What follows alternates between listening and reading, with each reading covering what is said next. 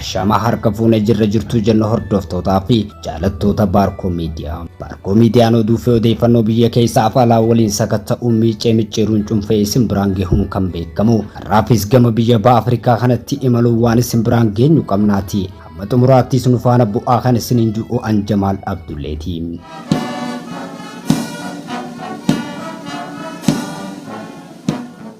Memorial for the former Kenyan Prime Minister Raila Odinga. He died in India on Wednesday at the age of 80.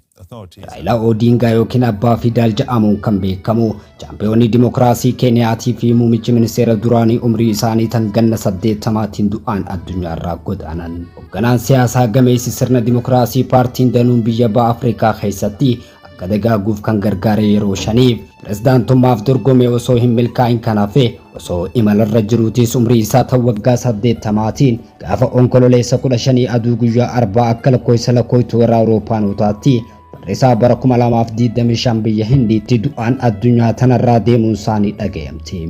Eva Manzaa Hospitaal kan kibba Indiyaa Keeraalaa keessa jiru ibsa baaseen akka jedhetti Raila Odingaan ganama osoo deddeemaa jiru akkuma tasa kufeen du'aan addunyaarraa boqote jechuun ibse. Odingaan bara 90moota keessa himannaan maletti mana hidhaa keessatti yeroo hedduu eega dabarsee booda dimokiraasii paartii danuu yookiin immoo maltii paartii dimokiraasii fiduu keessatti shoora olaanaa nama taphatedha.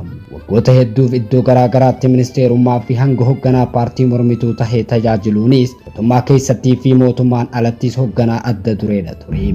Paartiin Keeniyaa Wiiliyaam Saamo'ii Ruuto akkuma du'aa fi guyyoota taaziyaa biyyoolessaa torba labsuun akkasumas sirna awwaalcha Raila Odingaa gama televezyiiniitiin ibsaniin ergaan ibsannaa gaddaa itti dhaga'amee fi jajjabina kan hawwu hooggantoota Afrikaa hedduu biraayis itti roobe. Pirezidaantiin warra Keeniyaa Wiiliyaam Ruutoon siyaasa Keeniyaa kan ammayyaa keessatti nama guddaa fi qabsoo bilisummaa fi badhaadhinaaf taasifnu keessatti loltuu harka hin kennine jechuun Raila Odingaa ibsan. Isa dhabuu keenyaan nama biyya isaa jaalatu kan hamilee addaa qabus dhabne jechuun itti fufee nama Afrikummatti amanu nama moodela siyaasaa qajeeltuu irratti hundaa'e kan nama amansiisu gumaache jechuunis isa ibse. Mootummoota dhufaa dabraa hedduu dura dhaabbachuun mormaa cimaa deeggartoota hedduu qabu waan tureef duuti isaatuun siyaasa Keeniyaa keessatti qaawwa suphamuu hin dandeenye uumtee jirti jechuunis kan isaan dubbatan. Gabaabduutti duuti Raila Odingaatuun filannoo pirezidaantummaa bara 2027 gaggeeffamtu marsaa lamadaatiif dorgomuuf kan sochiirra jiru harka Wiiliyaam Ruuto jabeessuu malti jechuunis himan. Raila Odingaan marsaa shaniif pirezidaantummaaf dorgomee kan ture yeroo shananuu korojoon hatamuun filannoo waliin dhabamuus nama himachaa turee fi gameessa siyaasaati. Raila Odingaan jalqaba guyyaa shaniif hospitaala Ayurveedikeetti yaalamaa kan ture yoo ta'u nama 4 yaalli onnee kan taasifameef ta'ullee gama hospitaala Diivaa Maasaatti akkuma dabarfameen turtii sa'aatii 2tiin booda du'uun isaa hospitaalichaan labsamte. Odingaan yeroo lubbuun turanitti dhukkuboota isaan dararamanii turan keessaa kan akka dhukkuba sukkaraa, dhiibbaa dhiigaa fi dhukkuba kalee dhukkubsachaa kan ture ta'uus hospitaalichi ibsuus qorannoon du'aan boodaatis reefka isaa irratti taasifamuun ibsameeti jira. Lixa Keeniyaa magaalaa Kisumu handhuura saba inni irraa dhalate Lu'oo bakka inni deeggartoota ciccimoo irraa qabutti namoonni kumaatamaan lakkaawwaman karaa irratti walitti bahuun gadda isaanii gariin damee mukaa lulluun kun immoo makiinaa fi duuduqqee iyyisiisuun gadda isaanii ibsatan. Ilaalchi siyaasaa Raila Odingaa jalqaba sirna kooministii ba'a Awurooppaatiin kan boocamte ture.